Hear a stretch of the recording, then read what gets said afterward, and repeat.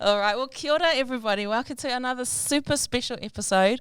I think it's such a privilege during this election campaign to be able to talk to some of our nation's awesome leaders. And today we have not just a great leader, but a fantastic wahine Māori and a fantastic local to South Auckland as well. Marama Davidson, tēnā koe Marama, no mai haere mai ki tēnei whare. Welcome to our whare, and it's awesome to have you here today. Tēnā koe, tēnā koutou. Thank you so much for having me. It's sad I haven't been here before now, but I'm pleased I'm here now to have a kōrero with you. Yeah, choice. Thank you so much. I kind of already told you a little bit about what we do, but maybe just to give you a little bit more context. So Please. The name of this whare at this stage is called Te Hā o Manukau, was named by a bunch of South Aucklanders.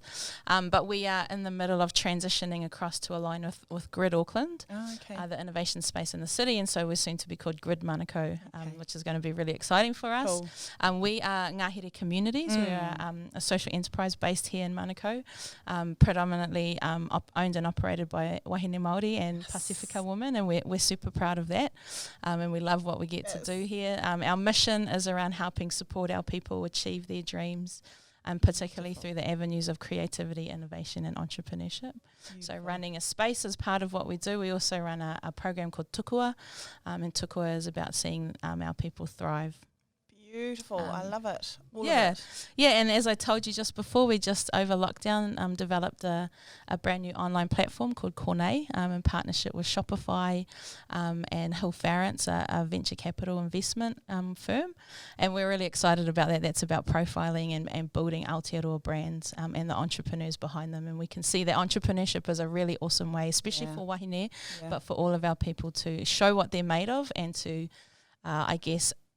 access the resources that they need to do what they want to do with their whānau. So we really believe in that and excited about that. So it's choice to have you here today. Along with that, we do podcasts. Our podcast is called Nahede Talks, and we're super passionate about things like mental health, domestic violence and things like that. And we push to talk about these topics and get them out in the open. So that's another thing I'm really excited to talk to you about today. So everything that you've just said is like ticking all my buttons at every level, and I'm going to go and find this Cornei platform and have a good look, because I was just I'm here with Lourdes Vano, who is also our Manurewa candidate, amazing young Māori Pasifika woman, and I said to her quite blatantly that I would like to go home if I could just put all young Māori and Pacific women in charge of everything. That's what I think is the solution to all of the world's problems, to be quite honest with you. Yes. And I straight up said this to you, didn't I, Lourdes? She's sitting over there.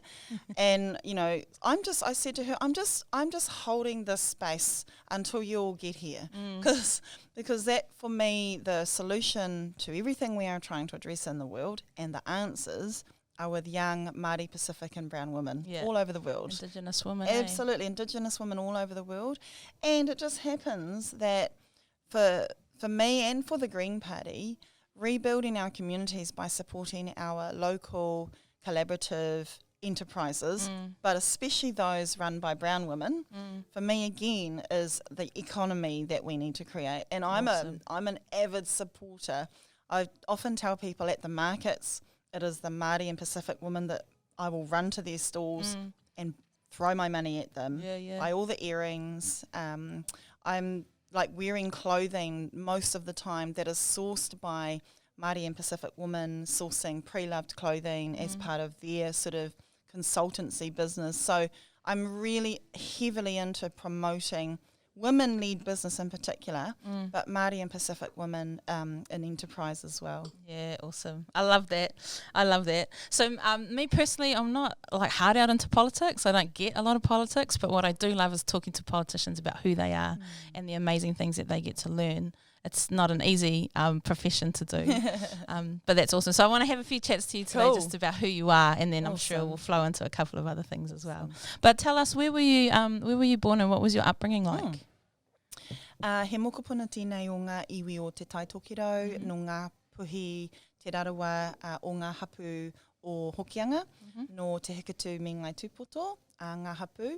Whakawhiti atu ki te taira whiti no ngā te parau te māma, toku māma, toku kōka, no ngā hapu o tūwhakairi ora te whānau a tāpuhi hoki. Nō reira, e noho ana hau ki Tāmaki Makaurau i tēnei wā. I'm from the north, Ngā Puhi and Te Rarowa, and I'm from the East Coast, Ngāti Porou, and am blessed to live in Manurewa and South Auckland for most of my adult life. My upbringing was varied. I actually lived all around the country as a young girl, including Wellington, Dunedin, Christchurch and Auckland. But early in my childhood, we also then moved back to Whirinaki, which is the smallest little valley in Hokianga, and learning about our maunga and our awa and our whakapapa, I think has been the biggest political influence for me, my politics. Many people say I don't understand politics, but for me, politics is just understanding how we live our lives. Yeah. So I talk about my political platform was formed and informed by growing up in Whirinaki, swimming in our river, eating vegetables and fruit from our soils, catching kaimoana in our harbour, respecting our maunga and respecting and looking after each other as a valley, and that is political. And so people do know politics. It's just for too long, politicians and media have often made it out to seem like politics is something that people shouldn't understand, and have made it quite elitist.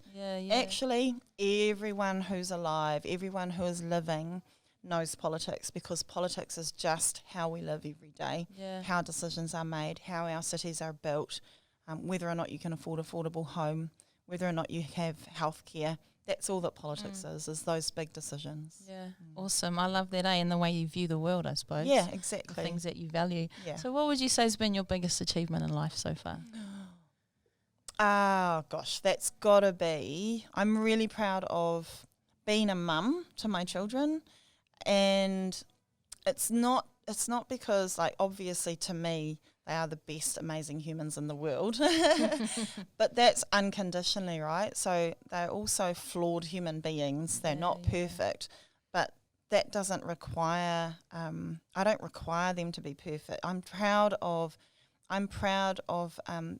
having this incredible, I've got 6 tamariki and 1 grandchild, the first one, and she's 1.5. Yeah, it is really awesome. And I'm really privileged and proud to be part of this growing little whānau network, who are the most important things in my whole life and my whole politics. I'm going to say that I'm proud of continuing to raise the voices of people who are often without power and people who are often not represented in places of power. Especially for me, that's the voices of Māori and Pacific women and the collective. I'm just one. I'm privileged to be in a co-leader position, a political leadership position, but I am just one part of a collective of Māori and Pacific women who are working together to make our world better, and that's all I am. I'm just I just happen to be in a privileged position to help raise up that uniquely Māori and Pacific women view of the world. Yeah, choice. That's so awesome. So what is it like to be a wahine Māori in Parliament in Aotearoa, and then even more so in the Green Party? So being wahine Māori, being a progressive wahine Māori in Parliament is often hoha, actually, and exhausting. I was just saying again to Lourdes on our way over, walking over here, I often feel like I'm trying to explain things that I shouldn't have to explain. It's hard being in a place that has no understanding of and does not operate in a Māori worldview approach. And I'm often having to explain, for example, I'm very clear that when we abuse Papatūānuku, when we exploit her and damage her and pollute her, that is directly connected to abuse towards women, domestic and sexual violence towards women, that those two actions, those trampling of mana, are directly connected, that Papatūānuku is us and we are her, and the violence towards her is connected to the violence towards us, and it all breathes from the same oppressive understanding that undermines the role and the leadership of women in our world, and that we are where life comes from. And so, but You should see people's eyes I glaze was going over to say, when I how talk do about people that. respond to that? Are they like, shush? No. Oh, I've been quite roundly criticised for talking in a way that comes natural to me and comes natural in my communities and my marae and my collectives that I'm involved in. But it's really difficult to speak like that in that place and to try and make those connections.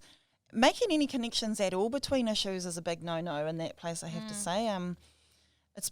It's often argued, we often sort of debate issues as if they exist all on their own. And so, for example, this word, the economy in Parliament, is held up as this special tapu orb.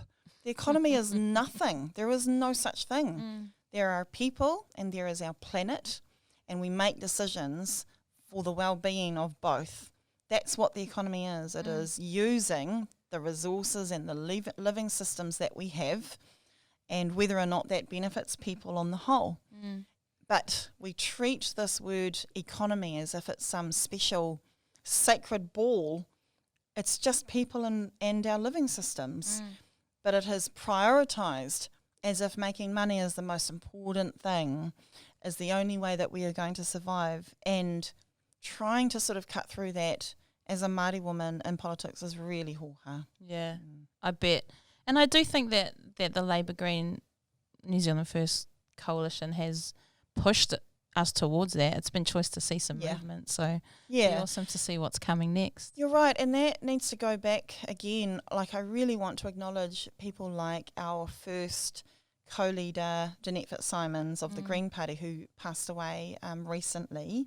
And that 30 years ago, she was saying things like, when we design our government budgets, big spending, when we design our budgets, we need to look at bigger indicators. We need to look at bigger signs of success than just how much money is someone earning, or how much debt are we spending.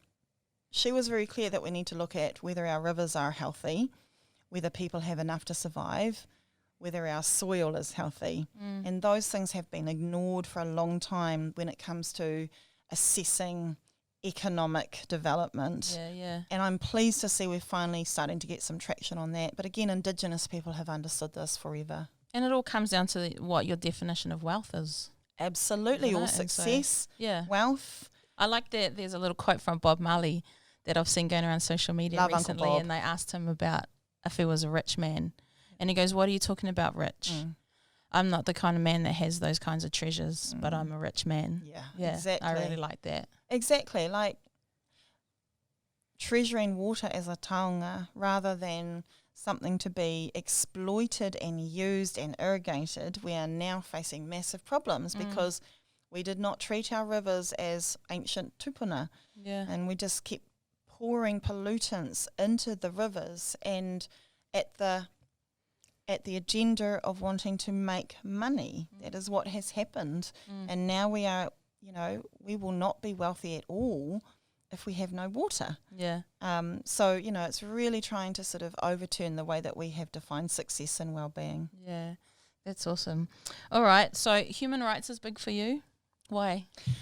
I mean, the rights are big for me. Human rights, social justice, climate justice, cultural justice, all of it is big for me. And I guess justice is what is big for me. And human rights are one part of that. But actually, overall, it's all about justice. It's justice for our earth, justice for our environment, justice for people, and that's where human rights come into it. I guess from a Māori perspective, that's just about making sure that we are affirming everyone's mana and the mana of iwi and hapu to be self-determining. That too, Indigenous rights are human rights.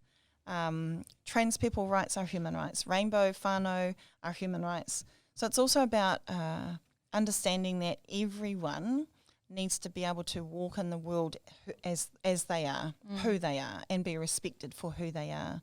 And I guess that's always been something that I've understood. Like, I talk about growing up in Hokianga, and many of my uncles who are what we would call whawhawhine or trans. But for us, they were just them. They were just part of the whānau. Wasn't a big deal. They're just people who we love and people who are part of our hapu and our marae. But there's this really weird concept of not all lives being valuable and not all lives being of the same quality, and that's really sad. I fully believe in that too. So like in Aotearoa, things like domestic violence, sexual abuse, child abuse, it's like a freaking disease. It's like an epidemic. How do we fix it? Well, I wish for a start that, I want to acknowledge Green MP Jan Logie. Just a few days ago in the media, we saw an article that that revealed that she's having a tough time trying to get Maori leadership at the forefront of a whole new transformational approach to ending sexual and domestic violence. And what she wanted to do when she took up the job at the beginning of this term, so 3 years ago, is she wanted to make sure that work was being led by Māori expertise who understood the connection between colonisation and violence today. Well, they came up with a brilliant strategy and a plan. Unfortunately, other political parties said it was too Māori, that it wouldn't fly. Well, I'm very clear that a kaupapa Māori approach to ending violence in our homes is essential. And that's all that they were doing. And actually, that approach would work for all people and would benefit all people. A kaupapa Māori approach is simply resourcing and empowering the grassroots community organisations to wrap support around whānau, to reclaim our nurturing side of us, which has always been there. Absolutely. To give everyone the tools, given the stresses that many of our whānau are under, to make sure that we're providing the support and the tools for people to choose something other than violence when they respond in that stressful life, in those triggers. And that's the work that I have seen work. And also make sure that we are connected. So isolation is a big part of violence. People not feeling that they have both people who use violence and people who are harmed by violence can often feel isolated in their frustrations and their hurt.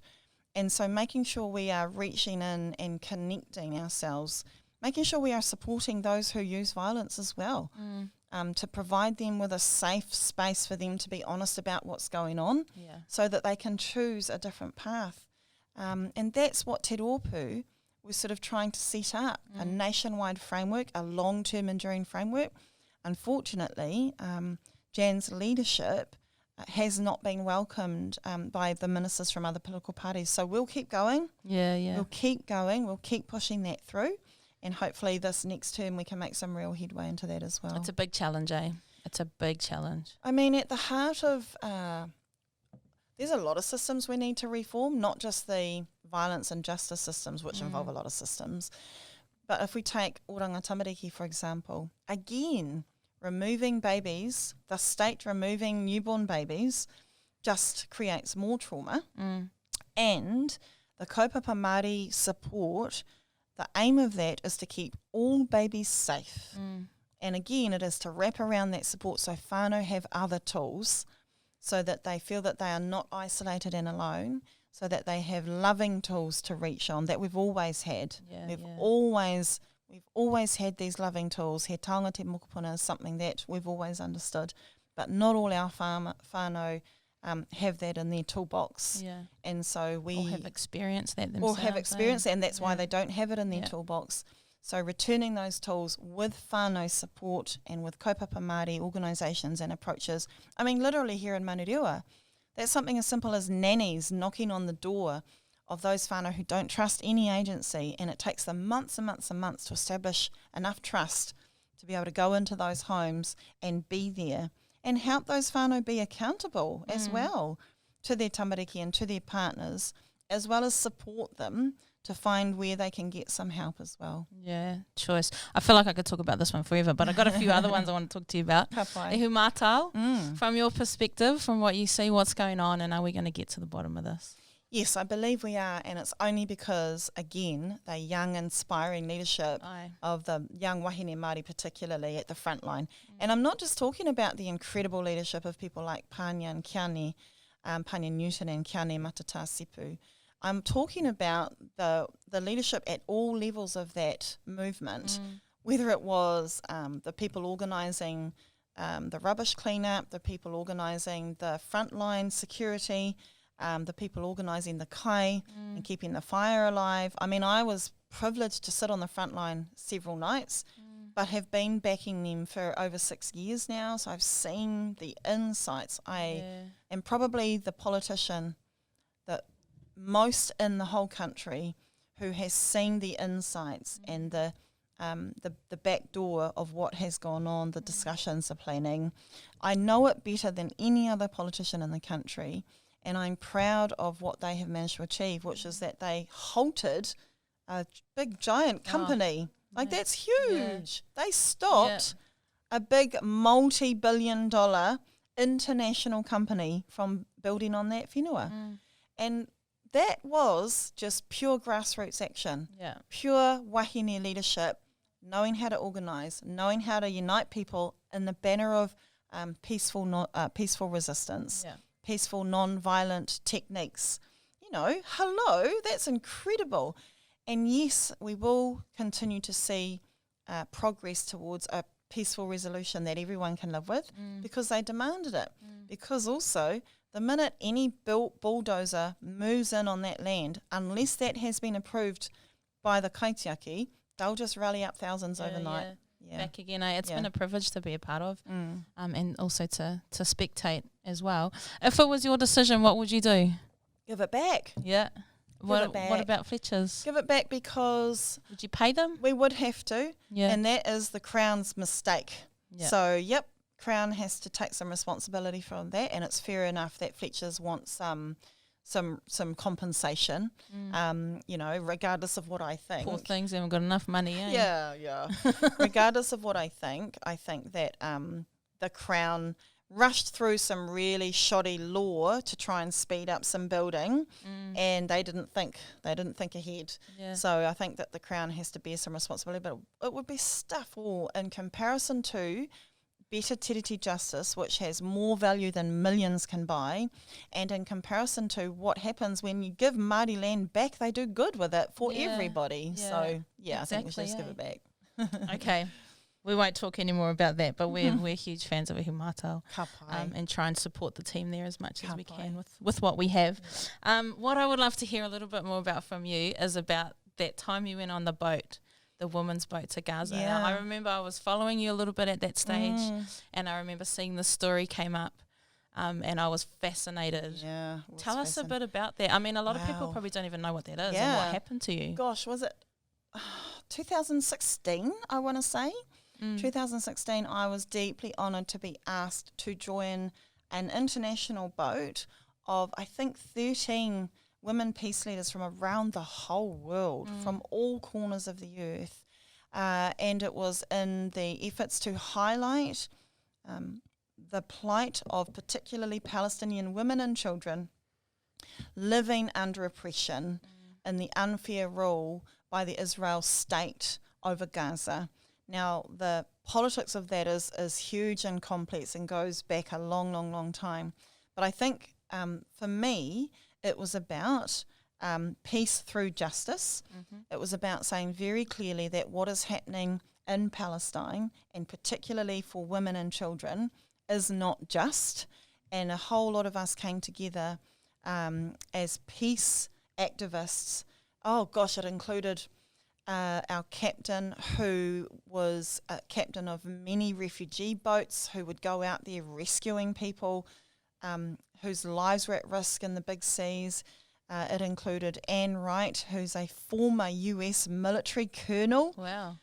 Who has been for 40 years, who knows all the tricks of the oppressive American sort of army policy and warfare policy. It includes Moiraid Maguire, a 72-year-old woman from Ireland who won the Nobel Peace Prize because in her young life she rallied the streets in Ireland for peace after, sadly, tragedy, where her sister and her sister's 3 children were shot during some of the most violent unrest in Ireland's history.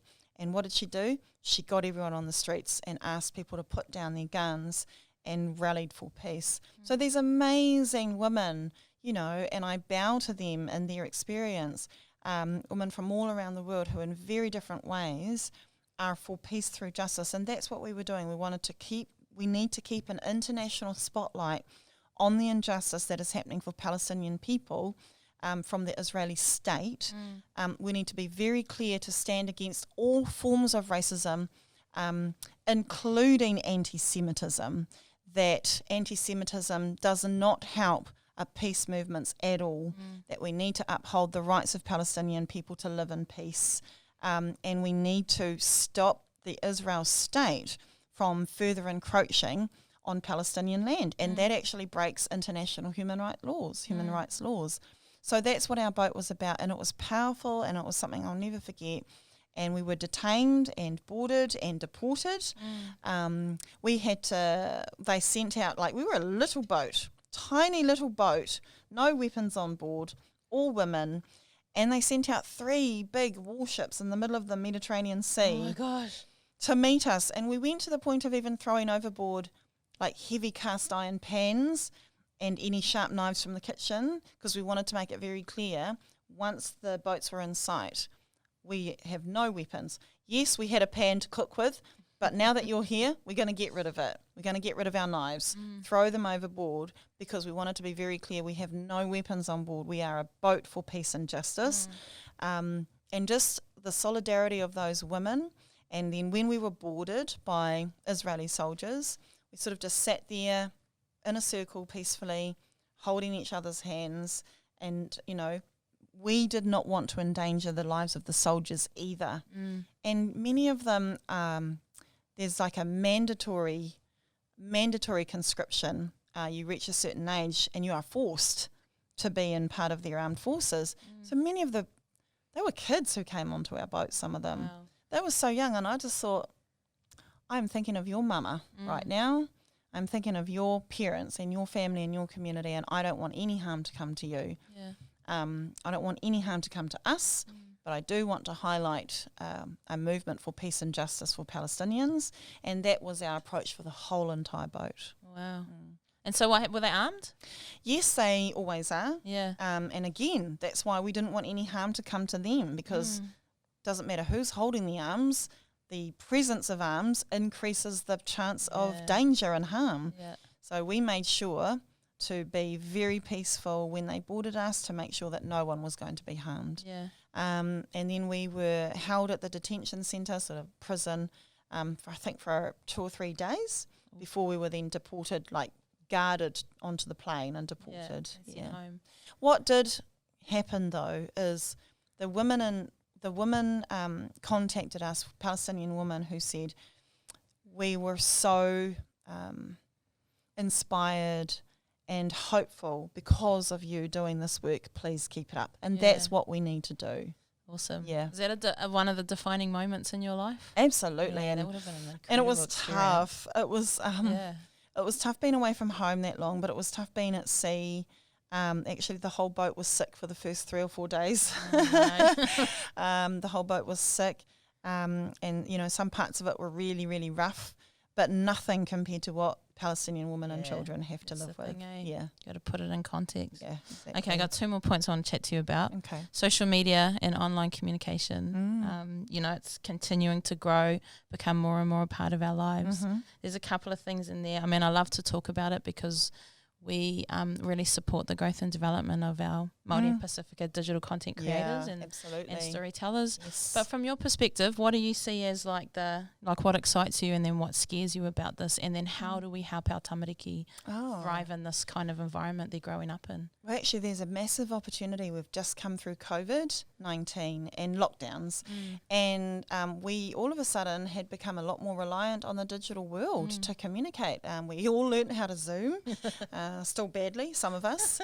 We all had to move a lot of our events to an online platform, and also the Greens are very, very clear that the digital and technology opportunities are where our true and long-term growth really is. Yeah, awesome. And we're really clear about that. We've James Shaw actually made an announcement just a couple of days ago, emphasising how important the digital and technology sort of enterprise will be. But my sort of what we mean by that, again, whatever systems we are creating needs to return the power to the people. So that's where I see the support for our Māori and Pacific-led organisations and enterprises. The content that we produce is like nothing else in the world. Nothing else in the world. And our young ones are so fluent in this online space, in this digital world. It's their second nature. And I'm like, we all know the story of older people like me who are having to constantly run to our kids to sort out our lives for us online. Yeah. I can't operate my phone, like, you know, all of that sort of stuff. I can't work out how to do the neat tricks. Still learning how to Instagram, all of that sort of stuff, because our kids are fluent. This is the world that they're born into. But also they have a point of difference to offer. There's massive opportunities there. And I've been seeing that for a lot of years now. Massive opportunity for us and our point of difference on the world that no one else can offer what Māori and Pacific kids are offering. Sure. No one in the world can offer what we're offering, whether it's our design, our humour, our content, films, online series, all of it, our culture, all of it. No one can offer what we can. The cautions are still the same. Especially when it comes to who's in control. I think that's the key question is around the cautions is who's in control here, how much control do you have over our online stuff, over the communities. There's a massive, you know, we are also seeing the results of misinformation that can be spread online. Now, we don't have control over misinformation in any forum, even offline. So I think instead that's why things like civics education in schools, making sure our children are engaged in political analysis or critical analysis. That might sound like flash words, but all that means is our children being supported to think for themselves and to be able to dissect information that is put in front of them. And that means that regardless of what misinformation comes their way, they're smart enough, they've got the tools to have a critical analysis. And that way we don't have to worry about the Russians who are sending troll bots everywhere, because they actually are. They just are. That's not even a conspiracy theory. But arming our children with the tool to analyse everything that's put in front of them. Yeah. Awesome. I really like that. Again, another topic I want to dive deeper into, but we better get you to your plane. So my last question anyway, and you feel free to add whatever you want, but I saw that you were on the Epidemic Response Committee. Yes, that's right. For COVID-19. What's that been like? Give us a little insight. The Epidemic Response Committee was basically just a parliamentary committee. Because we weren't sitting in the House, you needed to have like a checks and balance committee. And it was especially set up so the opposition, because Simon Bridges chaired it, it was particularly set up so the opposition could have a fair go at scrutinising all of the quick urgent laws that were being put in place. There were lots of laws from a safety approach. We had to do a lot of things quickly without the normal scrutiny of government. That's what the purpose of the Select Committee was about. And it was necessary, and I was one. I often noticed that I would be sometimes the only politician. So what happened was we got in front of us a range of organisations and people from across the community from different sectors, and basically we would ask them, am I still on? Yeah, okay. You're good. Basically I would ask them, I'm not hearing, there we go. We're back again, we're back. We would ask them, how are you finding the government's response? What does it mean for you, for your community, for your business? So, for example, we had Women's Refuge in before us. We had business sector, tourism sector, community groups. It was often me who was the only one raising any Māori or Pacific questions, and even disability questions, for example. Like, I wanted to know how people with a disability were finding access to healthcare, given that we shut everything down. I wanted to know whether people with a disability felt that they were safe and were given all the things that they needed when people were visiting their homes for healthcare. I wanted to know whether how midwives were doing in lockdown, whether they were still able to go into people's homes, and actually what I heard was that they were having to do above and beyond their call of duty because of the lack of other services. So often I would be the only person raising issues on behalf of women, on behalf of Māori and Pacific issues, and issues on behalf of people with a disability, disabled people, which was sad. Which was sad. I think that too often people wanted to focus on, is your business surviving or not? And that's important. But it's not the only way that we're going to revive our our communities. Yeah. So, sorry, a little distracted. I was going to ask you, so what would be your advice to, say, South Aucklanders, as we're going through COVID and facing a recession and a lot of change, but also opportunity? What would you say? Well, the opportunity, we saw through COVID-19 that overnight, suddenly we had some political will to do things like move everyone off the streets into some form of emergency accommodation. Now, that didn't end homelessness, because ending homelessness is not just about putting people into motels. So still got work to go, and there are still people on our streets. However, it doesn't deny that when there is political will, things happen. So I would encourage people in South Auckland to keep demanding that political will, that there is no excuse for people to be living without everything that they need. There is no excuse for people to be paying so much of their income towards shoddy rentals and unhealthy rental homes. And now that we have an opportunity, we can see what happens when government has to act quickly. What I also am hearing throughout Tāmaki Makaurau is we need to redesign the way that we live, that we are more dependent on our local solutions, that we are less dependent on our global sort of trading and solutions. That includes something as simple as growing kai. And here in Auckland, for example, I've been very clear that we need to stop developing over our fertile soil and our soils that are left on the outskirts of Auckland. We are swallowing up, we are gobbling up our fertile soils, and we need to stop, and we need to use land better, have more density in the way that we design our communities, and reclaim our sovereign soil and health soil back for growing kai. And I think we've realised, actually, Aotearoa is fortunate. We can grow kai here. We can grow enough kai to feed more than our country. No one should be missing out on kai. We have what we need, but we've got to protect our local reliance. It's become clear that the health of our local businesses, our local neighbourhood shops and enterprises is key to the health of our communities. So I think there's been a revival of support for New Zealand-made, local-made businesses. Yay! So we've all got to start supporting our, understanding how important our essential workers were. There's another thing that came very clear is our particularly Māori and Pacific women at the front line of retail and hospitality and tourism. And it is Māori and Pacific women who are bearing the brunt of job losses as well. So we, the Greens, have been very clear that we want to see broader retraining and re-employment courses offered in the free courses that are being offered for COVID-19. We want to encourage more women into, unfortunately, all of the courses are currently in areas that realistically are male-dominated, whether we like it or not. We want to both encourage more women into those male-dominated training areas, remove the barriers, but also have more choices for other female, like we actually do need more ECE assistants, nurse assistants, admin, pharmacy. So there are more choices that could be on the table, and we're pushing for that. Awesome. I think just in terms of advice for people who live in South Auckland, I think the strength that I can see is involvement in collective movements and collective organisations. I think that's where our strength is supporting people like the leadership at Uhumātao, supporting local community groups.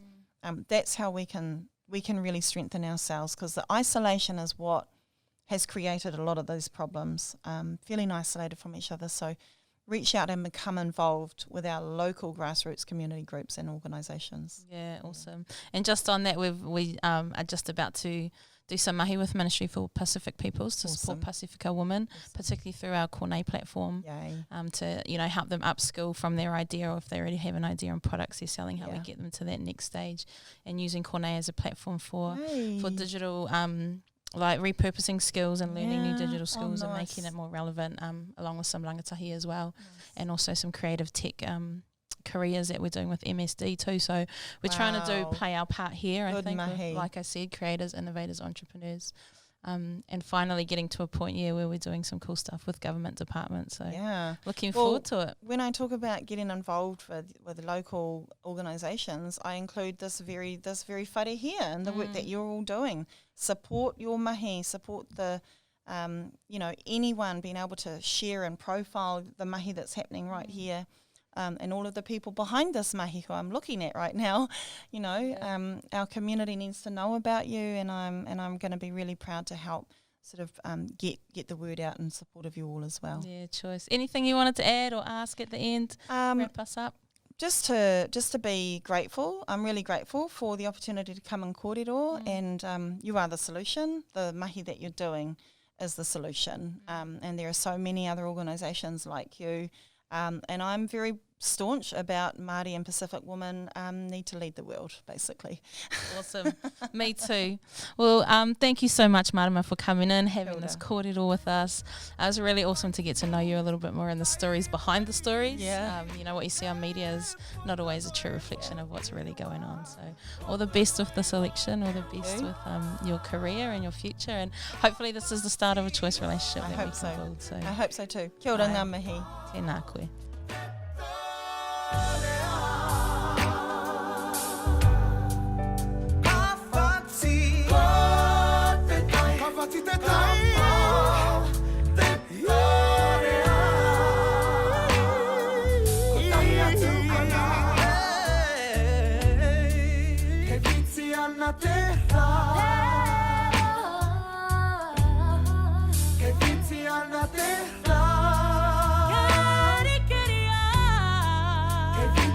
Nothing.